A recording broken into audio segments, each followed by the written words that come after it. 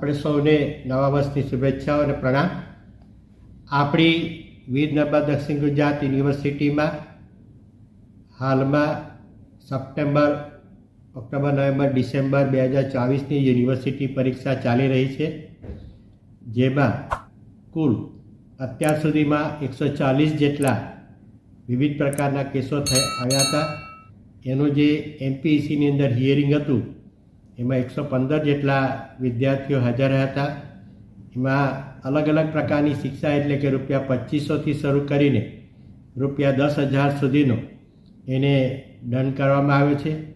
અગાઉના નિયમ અનુસાર વિદ્યાર્થીઓને ₹500થી શરૂ કરીને ₹3,000થી 5,000 સુધીનો જ દંડ હતો, પણ હવે એ 2500થી 10,000 સુધીનો છે.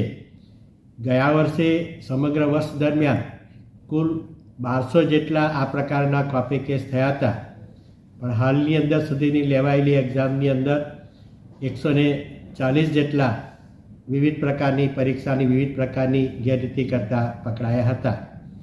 ટૂંકમાં જે ગયા નિયમો અને આ નિયમોની અંદર દંડની રકમની અંદર 3 ગણો જેટલો તેના કરતાં વધારે એમાં થયો છે.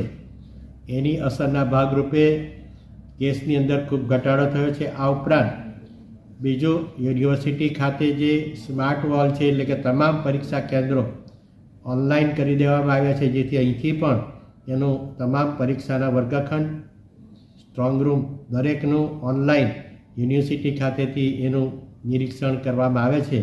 આ બંનેની અસરના ભાગરૂપે એમપીસીની અંદર વિવિધ પ્રકારની ગેરરીતિનો ખૂબ મોટો ઘટાડો થયો છે. સર, કેટલા રૂપિયાનો દંડ અત્યાર સુધી વસૂલાયો છે આ વર્ષે? આ વર્ષે હજુ આ પહેલી જ મિટિંગ છે, પણ હજુ એ લોકોને જે શિક્ષા થઈ છે તેનું જે રોજકામને આધારે જોઈએ તો 4 લાખ રૂપિયા કરતાં વધારે કુલ એમને દંડની જોગવાઈ કરવામાં આવી છે.